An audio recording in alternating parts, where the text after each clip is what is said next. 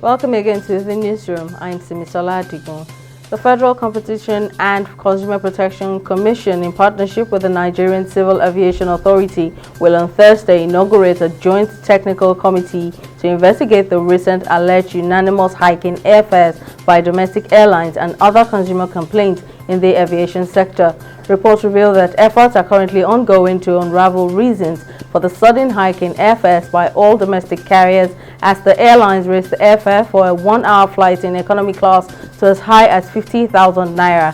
Meanwhile, domestic airlines under the aegis of the Airline Operators of Nigeria have denied the allegation of colluding to fix airfares as increasing criticism continues to trail their recent hikes in fares across the country.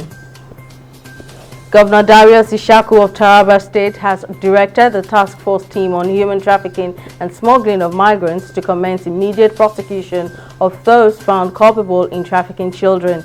Ishaku gave the directive as a sensitization program against trafficking in persons and smuggling of migrants on Thursday. The governor, who was represented by the secretary to the state government, Anthony Jelasin, assured the civil society groups that his administration will do everything possible in eradicating the menace.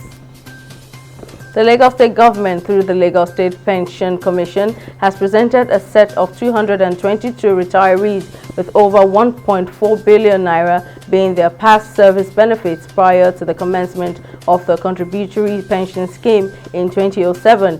At the 91st batch retirement bond certificate presentation ceremony in Lagos, the Director General of LASPEC, Babalola Obilano, said the entitlement was due for retirees of the Lagos State Public Service officers who have commendably served the state, hence the need to acknowledge their labor and sacrifice while in service, which had contributed immensely to the development of the state.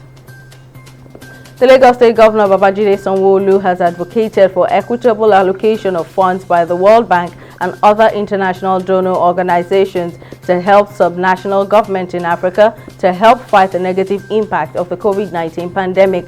Governor Sanwo-Olu made the call at a high-level summit held in Abuja on Wednesday. Sanwo-Olu noted that COVID-19 pandemic on developing countries is still a huge problem, adding that state governments need to be present during decision-making processes as the world continues to confront COVID-19 and its aftermath. In business, the quantity of foreign exchange used for the importation of petroleum products into Nigeria fell to $1.4 billion in 2021 from $1.32 billion in 2020. This is according to data obtained from the Central Bank of Nigeria.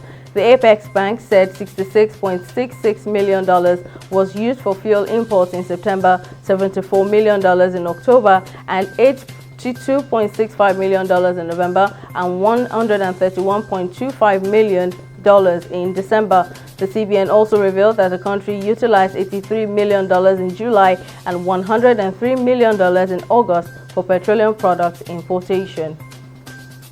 On the global scene, Australia has hit Russia with a second phase of sanctions on Thursday over its assault on Ukraine as part of new international measures to punish Moscow. Prime Minister Scott Morrison condemned Russia's illegal invasion as he announced sanctions against 25 individuals and 4 entities involved in developing and selling military gear, as well as restrictions on 4 financial institutions. He added that further waves of sanctions will be imposed as Australia identifies those responsible for the heinous act, including against 300 members of the Russian parliament. In sports, Fulham striker Alexander Mitrovic has broken the championship goal record as he reached 33 for the season with a double in the team's 2-1 win against Peterborough on Wednesday. The Serbian has smashed the record set by Brentford's Ivan Toney when he scored 31 goals last season with 14 games of the regular league campaign still remaining. Fulham are 9 points ahead of the second-place Bournemouth thanks to a third victory in their last 4 games. That's the update on the newsroom. We'll bring you more in the next hour. Thank you for watching.